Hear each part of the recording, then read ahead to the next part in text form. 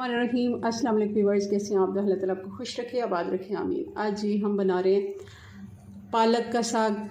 वैसे तो पालक खुद साग है, मगर क्योंकि सरसों का साग ख़त्म हो चुका है तो आजकल पालक है हमारे पास। 12 महीने ही रहती है, मगर आजकल अभी भी अच्छी पालक आ रही है, तो क्यों ना हम इससे साग बना लें।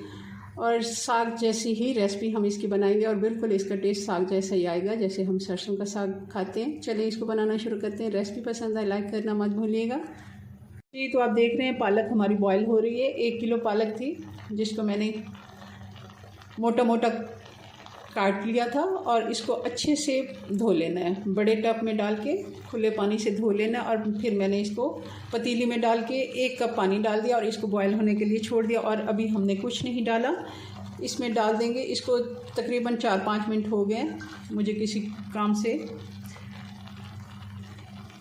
थोड़ी देर हो गई तो मैंने अभी वीडियो बनाना शुरू की है, तो स्टार्ट ही हुआ है, कोई ऐसा मसला नहीं है। 1 कप सिर्फ पानी हमने इसमें डालना है क्योंकि इसका पालक का अपना पानी भी होता है। इसमें हरी मिर्चें डाल दी हैं। हरी मिर्चें हम ज़्यादा सारी डालेंगे क्योंकि हम इसका पालक का साग बना रहे हैं, तो ज़्यादा सारी हरी मिर्चें डाल देंगे। और पालक का कलर अच्छा रहे 1 चम्मच हम चीनी का डाल देंगे। और बग़ैर ढके हम हल्की आंच पे इसको तकरीबन 10 से 12 मिनट पकाएंगे क्योंकि हम साग बना रहे हैं, थोड़ा ज़रा हमने इसको ज़्यादा टाइम देना है। पालक को 10 से 12 मिनट हो गए, अच्छे से ये नरम हो गई है। थोड़ा बहुत इसमें पानी है, वो हम 5 मिनट के लिए थोड़ी आंच तेज़ कर देते हैं और इसको हम साइड पे करते हैं। अब इसका तड़का बना लेते हैं। आधा कप जितना घी डाल देंगे, अगर देसी घी है तो वो डाल दीजिए, वरना कोई सा भी आप घी इस्तेमाल करें, ऑयल नहीं।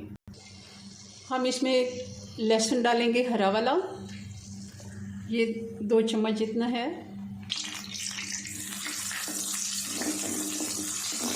बहुत ही अच्छी खुशबू आती है और साग में इसका तड़का बहुत ही मज़े का लगता है।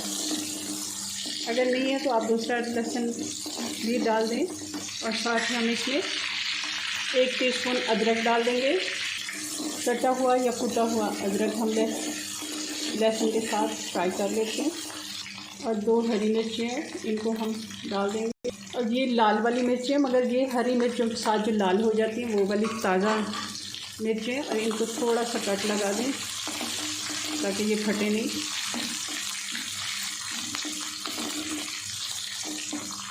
और 2 से 2.5 टेबलस्पून हम इसमें बेसन डाल देंगे ताकि जो पानी थोड़ा सा पालक में रह गया है, और हल्का सा इसको भून लेंगे।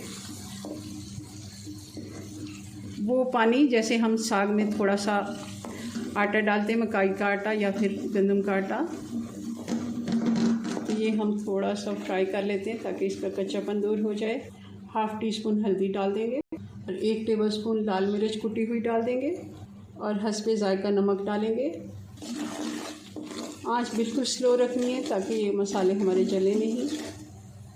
और अब 2 से 3 टेबलस्पून जितना हम इसमें मक्खन डालेंगे, घर का जो बना हुआ मक्खन होता है।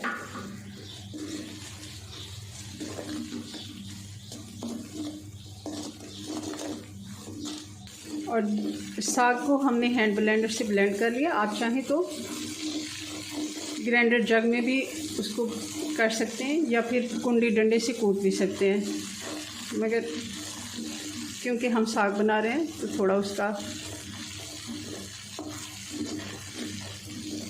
साग जैसा ही टेक्सचर हम लेके आना चाह रहे हैं, तो इसलिए मैंने उसको हैंड ब्लेंडर से ब्लेंड कर लिया। और साग अब इसमें डाल देंगे तड़के में।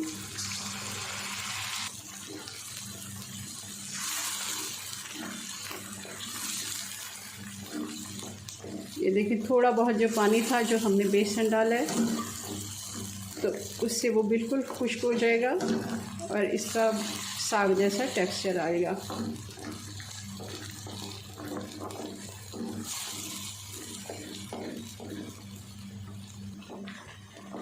चलें जी, चूल्हा बंद करते हैं और इसको डिश आउट कर लेते हैं और इसको मक्खन के साथ हम सर्व करेंगे।